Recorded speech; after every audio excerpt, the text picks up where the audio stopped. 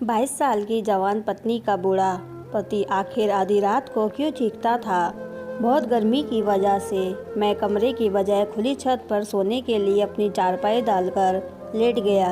गर्मी थी, ऐसा लगता था जैसे गर्मी से मेरा दम घुट जाएगा। मैं उस वक्त के बारे में सोच रहा था जब मैं अपना घर छोड़कर बाबा के साथ यहाँ इस नए शहर में चला आया था। मुझे अपनी जगह लेटे लेटे काफ़ी देर हो गई थी, लेकिन मेरी आंखों से नींद कोसों दूर थी। मैं बस इधर से उधर करवटें बदल रहा था कि अचानक ही मुझे दर्दनाक चीखें सुनाई दी और मैं घबरा कर उठ बैठा। ऐसा लग रहा था जैसे कोई बहुत तकलीफ़ में चीख रहा हो। मैंने इधर उधर निगाह दौड़ाई, लेकिन हर तरफ सन्नाटा था। आज तो पत्ते भी हिलने से इनकार कर चुके थे। वो आवाज़ बहुत ही हल्की सुनाई दी थी। जब दोबारा आवाज़ न आई तो मुझे लगा कि शायद मुझे वहम हो गया है या गर्मी ने मुझे पागल कर दिया है। आधी रात को इंसान को ऐसे ही ख्याल आते हैं और मैं तो पहली बार इस खुली छत पर सो रहा था। लेकिन कुछ ही देर में दोबारा वही दर्दनाक चीखों की आवाज़ मेरे कानों में पड़ी तो मुझे यकीन हो गया कि ये मेरा वहम नहीं है, बल्कि वाकई कोई दर्द से चिल्ला रहा है। लेकिन कौन? और जब मैंने इस धीमी आवाज़ का एहसास किया तो मुझे पता चला कि आवाज़ हमारे पड़ोस वाले घर से आ रही है। मैं अच्छी तरह जानता था कि इस घर में कौन लोग रहते हैं, लेकिन रात के इस पहर उनके घर में इस तरह की आवाज़ें आना अजीब बात थी। मैं घबरा गया कि कहीं वह लोग किसी परेशानी में ना हो, लेकिन मेरा उनसे इतना ज़्यादा वास्ता नहीं था कि मैं मुंह उठाकर रात के इस पहर उनके घर चला जाता। कुछ देर तक चीखों का सिलसिला यूं ही चलता रहा और मैं बेचैनी से यहाँ वहाँ चलता और फिर कोई 1 घंटे बाद ये सिलसिला बंद हुआ तो मुझे भी नींद आ गई। लेकिन अगली सुबह जब मेरी आँख खुली तो ये बात मेरे दिमाग के किसी हिस्से में बैठ गई कि रात पड़ोस वाले घर में कुछ न कुछ ऐसा हो रहा था जो गलत था। लेकिन मैं ये बात किससे पूछता और ऐसा क्या करता जो मुझे पता चल जाता कि पड़ोस वाले घर से रात को चीखों की आवाज़ें क्यों आ रही थी। मैं उन्हीं सोचों में उलझा हुआ था कि बाबा ने मुझे हुक्म सुना दिया, जब तक हम इस शहर में हैं मुझे यही नौकरी करनी है और मुझे नौकरी ढूंढना शुरू कर देनी चाहिए। मैंने बाबा के आगे एक अच्छे बेटे की तरह सर झुका लिया और इसी दिन मैं नौकरी की तलाश में निकल पड़ा। लेकिन नौकरी मिलना आसान तो नहीं था। मैं जानता था कि मुझे कई रोज़ जूते घिसने थे। बाबा चाहते तो किसी अच्छी कंपनी में मेरी सिफारिश भी कर सकते थे, लेकिन मेरे बाबा बहुत ही ईमानदार और उसूलों के पक्के थे। वे सिफारिश कामों के सख्त खिलाफ थे और चाहते थे कि मैं अपनी मेहनत से ज़िंदगी में आगे बढ़ूं। बाबा ने बचपन से ही हमें ऐसी ही शिक्षा दी थी, इसलिए हमें भी बाबा की पोस्ट का फ़ायदा उठाने की आदत बिल्कुल नहीं थी। सारा दिन धूप गर्मी नौकरी के लिए परेशान होकर शाम को घर लौट रहा था कि तभी मैंने पड़ोस वाले लोगों को उनके घर से बाहर निकलते देखा। वह दोनों ही किसी बात पर मुस्कुरा रहे थे और ऐसा लग ही नहीं रहा था कि जैसे रात के वक्त उनके घर में कुछ हुआ हो। इस बात ने मुझे बहुत हैरान कर दिया था। इतना तो मैं जानता था कि ये चीखें उन्हीं के घर से आ रही थीं और इसी बुढ़े की थी जो इस वक्त मेरे सामने मौजूद था, मगर उसके चेहरे पर ना ही तकलीफ़ के आसार थे और ना ही किसी गड़बड़ के कोई आसार। तो फिर आधी रात को उसे क्या हुआ था? वे दोनों मियाँ बीवी तो मेरे लिए अजीब बनते जा रहे थे। मैं थक हारा घर में दाखिल हुआ तो हमेशा की तरह लाइट नहीं थी और गर्मी से मेरी जान जा रही थी। मैंने जैसे तैसे खाना खाया और 10 बजते ही छत पर जाकर लेट गया, लेकिन आज फिर उन्हीं चीखों की आवाज़ों ने मेरा सुकून बर्बाद कर डाला। मुझे बेचैनी हो रही थी।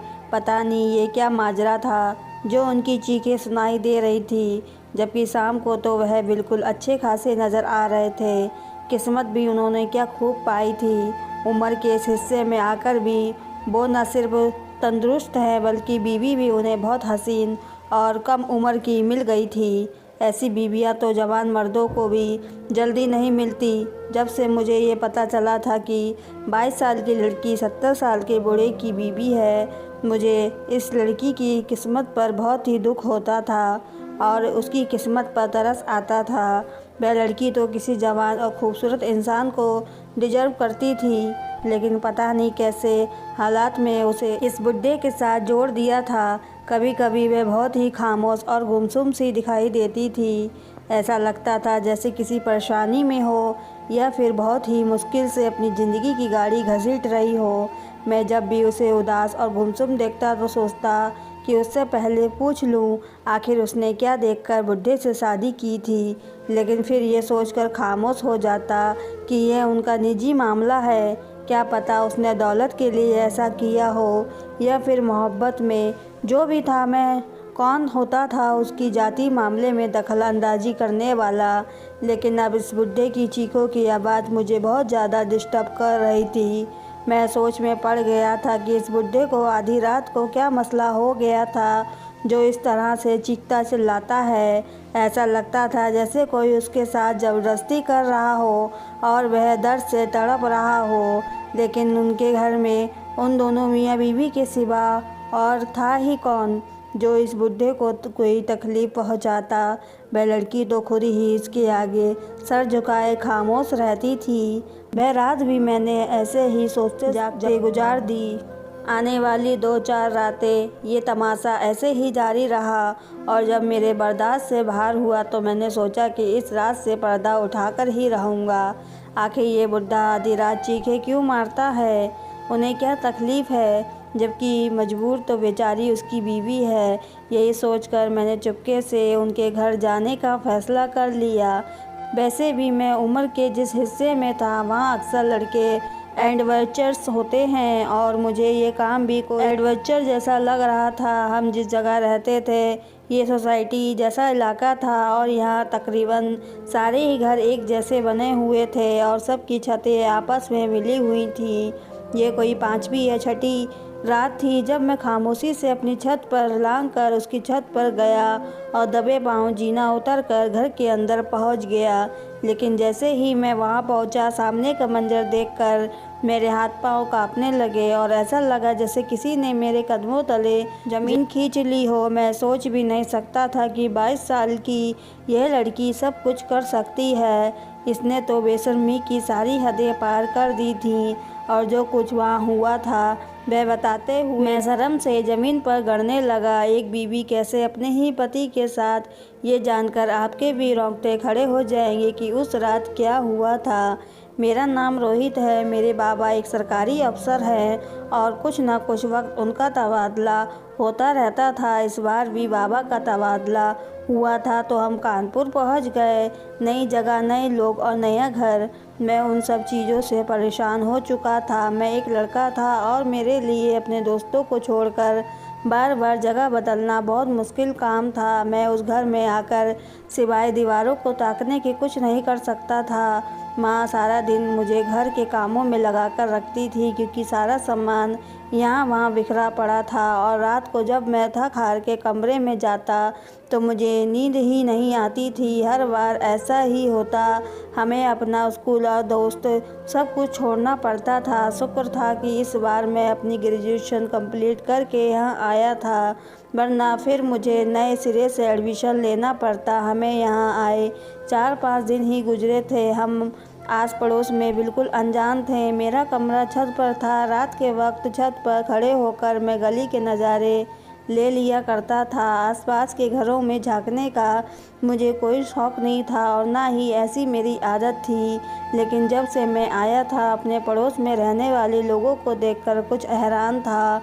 मेरे पड़ोस वाले घर में एक 22 साल की लड़की तकरीबन 70-80 साल के आदमी के साथ रहती थी। मेरे ख्याल से वह बाप बेटी थे जो शायद तन्हा ज़िंदगी गुजार रहे थे। लेकिन रात के वक्त वह दोनों जिस तरह अपनी गाड़ी से उतरते तो मैं उनके अंदाज को देखकर हैरान रह जाता। वह 22 साल की लड़की जिस तरह उस 70 साल के मर्द का हाथ थामकर घर में दाखिल होते, लगता ही नहीं था कि वह बाप बेटी हैं और ये बात मुझे परेशान कर रही थी। मैंने आज तक किसी बाप बेटी के बीच इस कदर करीबी नहीं देखी थी और उनकी उम्र के इस बीच फ़र्क इतना था कि मैं किसी और रिश्ते के बारे में सोच भी नहीं सकता था। मुझे सवेरे वॉक करने की आदत थी और मैं जब भी वॉक के लिए निकलता और करीबी पार्क में जाता तो वह दोनों भी मुझे वहाँ वॉक करते दिखाई देते। लेकिन आपस में ही वह इस कदर मगन होते कि मैं कभी उनसे बात ही ना कर पाया। आया था। उनका रिश्ता मेरे लिए पहेली जैसा था। बाप बेटी वह लगते नहीं थे और मियाँ बीवी वो हो नहीं सकते थे। वह लड़की कभी घबराई हुई दिखाई देती तो कभी बहुत उदास। अक्सर बहुत गौर से उसका चेहरा पढ़ा करता था। मेरी नज़र जब भी उन दोनों पर पड़ती तो मैं ज़रूर सोचता कि उनकी दरमियाना क्या रिश्ता होगा। एक हफ्ते में हमारा घर पूरी तरह सेट हो गया था तो माँ ने खुशी में हलवा बनाया और कहने लगी, जाओ पड़ोस में ये भी हलवा दे आओ। दिल तो मेरा बिल्कुल भी नहीं चाह रहा था कि मैं इतनी गर्मी में घर से बाहर निकलूं, लेकिन पड़ोस के नाम पर मैं खड़ा हो गया था। इसी बहाने मैं उनसे बातचीत कर सकता था और फिर मुझे पता चल गया कि वह दोनों बाप बेटी हैं या फिर उनकी दरमियाँ कोई और रिश्ता है। वह लड़की भी ना जाने क्यों उदास रहती थी। हलवे की प्लेट लिए मैं उनके दरवाजे तक पहुंच गया। चौकीदार ने अंदर बताया तो वह मुझे अंदर ही बुलवा लिया। यह एक आलीशान बंगला था। बाहर से तो इतना अच्छा मालूम ना होता था, लेकिन अंदर से हर चीज़ यहाँ बहुत ही कीमती थी। कुछ ही देर में वह 22 साल की लड़की ड्राइंग रूम में आई तो मैं उसे देखकर खड़ा हो गया। बल्कि वह निहायत ही हसीन और खूबसूरत थी।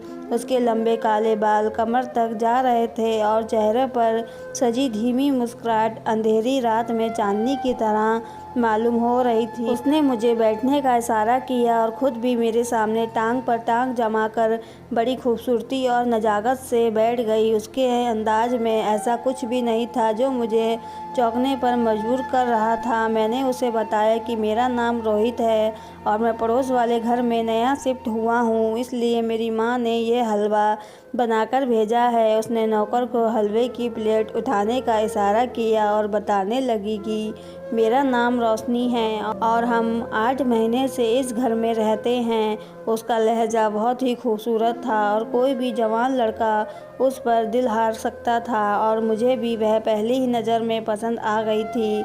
उसकी आंखों की उदासी भी उसकी खूबसूरती को बढ़ा रही थी। इससे पहले कि मैं खुद से उससे कोई सवाल जवाब करता, वह 70 साल का बुढ़ा कमरे में दाखिल हुआ। मैंने उसे फ़ौरन अदब से नमस्ते किया। वह कम से कम मेरे दादा की उम्र का था।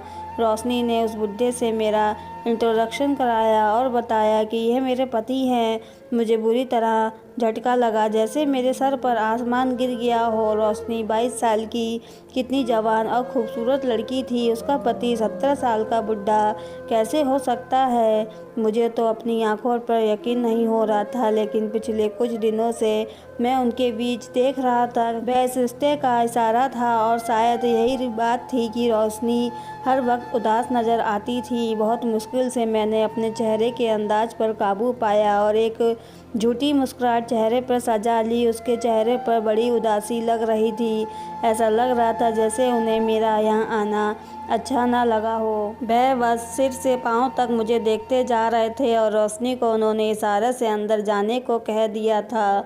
मेरा दिल बुरा हो गया था। आया तो मैं बहुत खुश था, लेकिन वापसी में बहुत से सवाल मेरे दिल में थे। नौकर प्लेट लेकर वापस आया तो मैंने प्लेट उठाई और अपने घर लौट आया, लेकिन सारा रास्ता मेरे दिमाग में रोशनी का खूबसूरत चेहरा घूम रहा था। ऐसी कौन सी मजबूरी आ पड़ी थी जो रोशनी ने उस बुढ़े से शादी कर ली थी।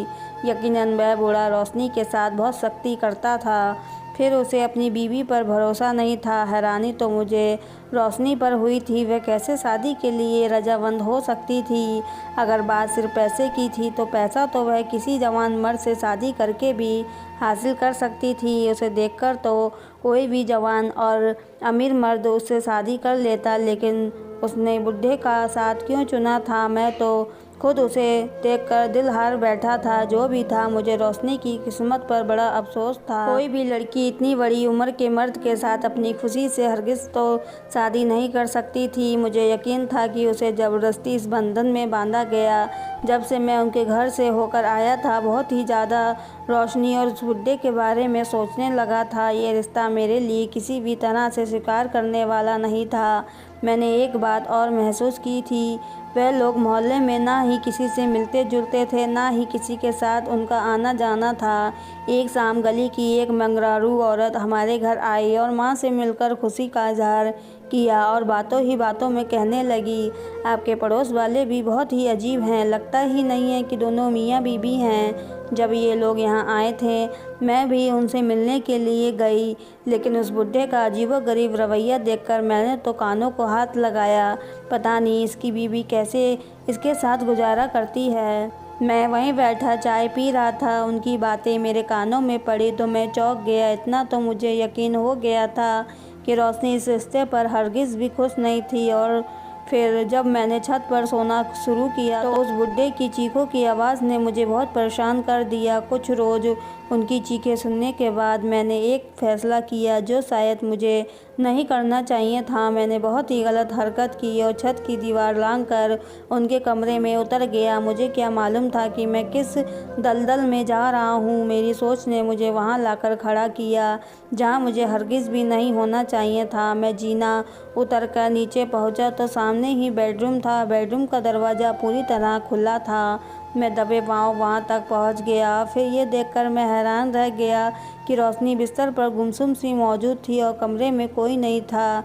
अचानक ही रोशनी की नज़र मुझ पर पड़ी तो वो रोने लगी और मदद के लिए पुकारने लगी। बिना सोचे समझे कमरे में दाखिल हो गया। रोशनी बिस्तर पर बैठी हुई थी, वह बहुत रो रही थी। मैंने फ़ौरन उससे पूछा कि आपके पति कहाँ हैं?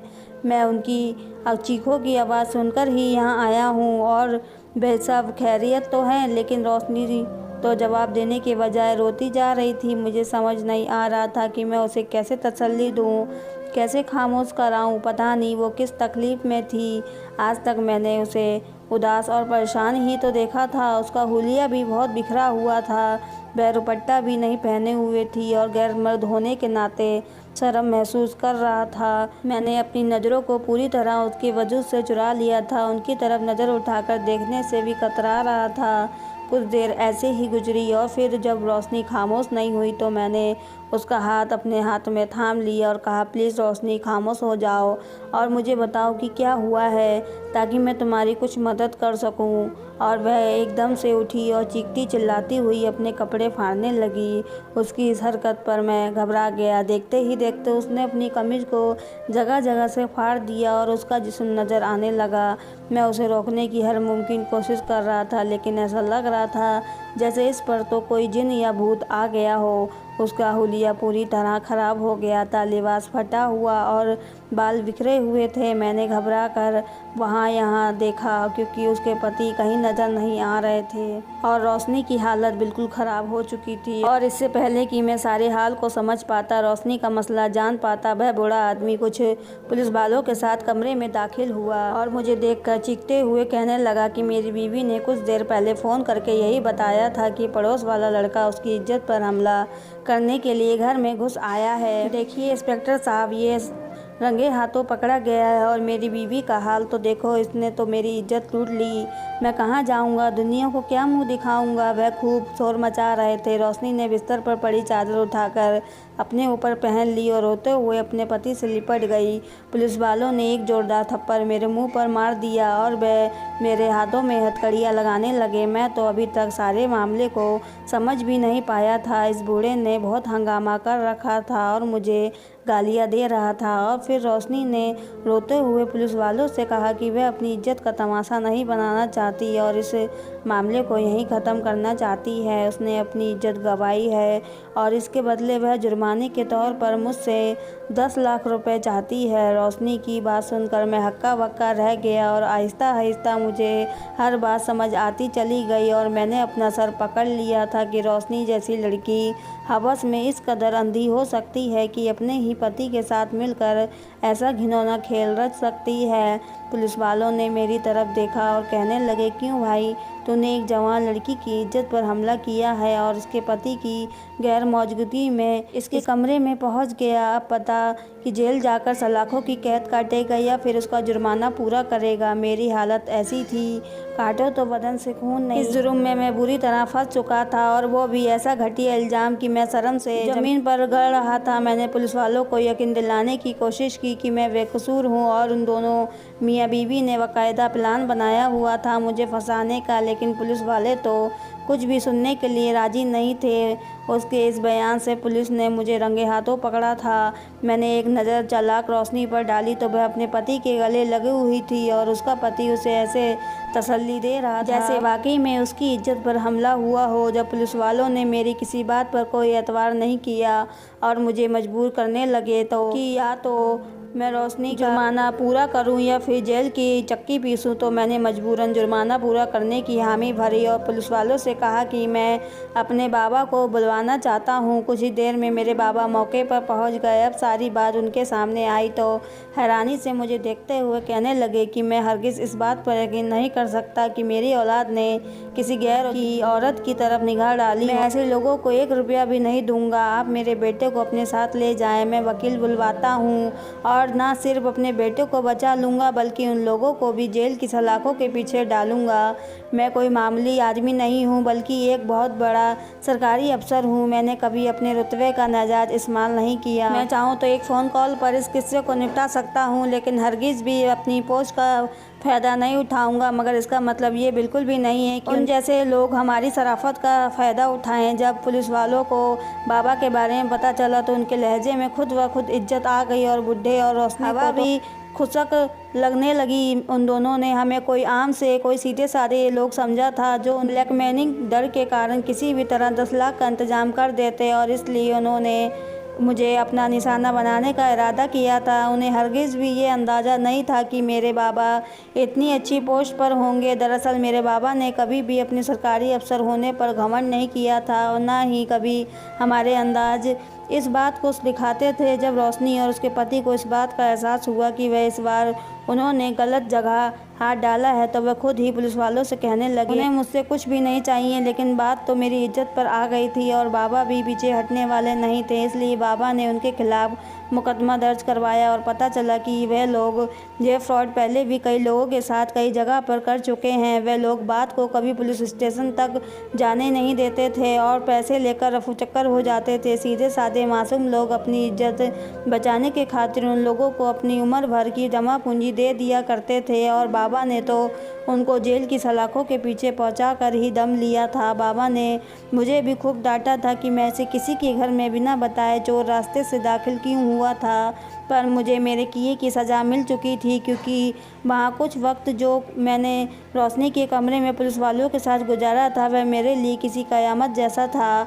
मैंने ऊपर वाले से माफ़ी मांग ली थी कि मैं आइंदा कभी किसी के घर में इस तरह नहीं जाऊंगा और मुझे ये बात भी समझ में आ गई थी कि हर मासूम दिखने वाला चेहरा मासूम नहीं होता, बल्कि रोशनी जैसी मक्कार औरतें भी इस दुनिया में आज भी हैं जो लड़कों को अपनी मासूमियत के जाल में फंसाकर उन्हें बर्बाद कर देती हैं।